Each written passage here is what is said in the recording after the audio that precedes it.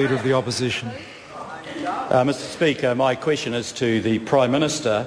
Does he stand by his statement that, quote, all savings the government makes helps in the current financial position we are in? The Right Honourable Prime Minister. Mr Speaker, yes, and the savings we'll make in the budget will be sensible, responsible and balanced. We're making those savings so that we can redirect funding into frontline health and education services, invest in much-needed infrastructure, fund our share of the reconstruction of Christchurch and reduce what otherwise would be very large deficits. The Honourable Leader of the Opposition. Speaker, if he wants to reduce the deficit, why is he cutting tax credits to low and middle income earners in KiwiSaver, but not cutting back any of the windfall tax gains that he gave to the highest income earners at a cost of $2.5 billion each year?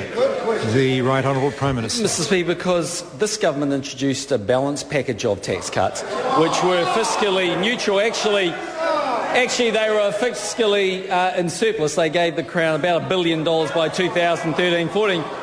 The opposition is welcome to go and campaign on a higher top personal rate and make New Zealand less competitive with other countries. They're more than welcome to go ahead. In fact, they should go ahead and do it. But when it comes to tax, as we always know with Labour, they campaign on one thing and do another, just like they did with the bus last year.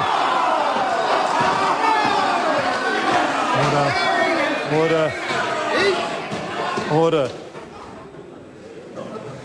I don't blame the opposition for the reaction, but I was on my feet.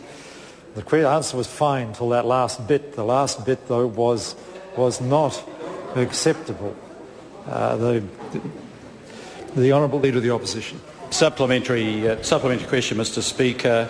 Why is he cutting home care for the frail elderly in order to reduce the deficit, but asking for nothing back from New Zealand's highest income earners, some of whom got more than $1,000 a week in tax cuts, like himself? Speaker, I'm advised by the Minister of Health we're putting more money into home care. And Mr Speaker, that is consistent actually with this government, that despite finding themselves in a position where we have to run a balanced budget, we're actually putting hundreds of millions of dollars more into health care, as the member will see on May 19. The Honourable Leader of the Opposition. Supplementary question, Mr Speaker. If he wants to cut the deficit, why is he cutting tax credits for low and middle income earners and working for families, but not taking back any of the windfall gains got by the highest income earners in New Zealand, costing this country $2.5 billion a year?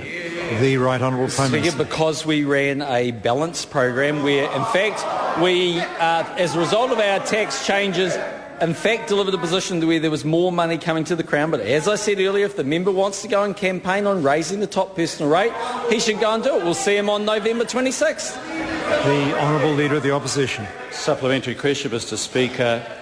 Does he agree with this quote from Bill English that, quote, taking higher income families out of working for families saves very little money, end quote? And is he therefore just tinkering with the scheme, or does he intend to cut deeper into lower middle income families and the tax credits they get under working for families? The Right Honourable Prime Minister. Mr Speaker, I do agree with Bill English, and that's why we're not taking higher income families out of the scheme. The Honourable Leader of the Opposition. Mr Speaker, why is his government focusing on cuts that hurt people but don't solve the real problem, which is the stagnation of the New Zealand economy all through last year, even before the earthquakes?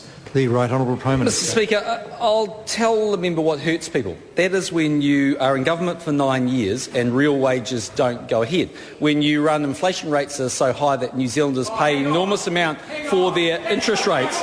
When you go out there and fail to address the issue that 1 in 5 young New Zealanders leave school without being able to read or write properly. When you're more interested in hiring bureaucrats for the health system than nurses and teachers. That's what hurts people, Mr Goff, not sensible economic management like this side of the House is delivering. Speaker. The Honourable Leader of the Opposition. Mr Speaker, what responsibility does he take as Prime Minister for turning the forecast deficit for 2011, which was at the point that he became government $2.4 billion, into a $16 billion deficit. What responsibility does he take? The Right Honourable Prime Minister. Mr. Speaker, I take full responsibility. And I take full responsibility because I'm proud to stand up as Prime Minister and say for the people of Christchurch, in your moment of need, we're helping you and we'll fund it.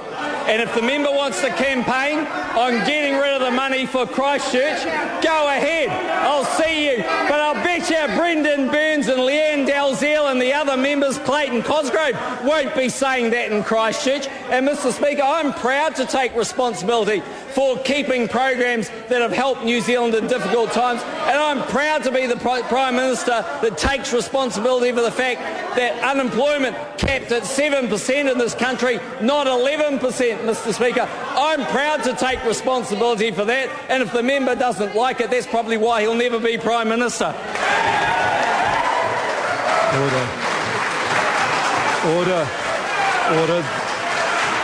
Order. The Honourable Trevor Mallard, supplementary In light of his question. comment about the global financial crisis, Order. when did he first become... Supplementary question. Supplementary question.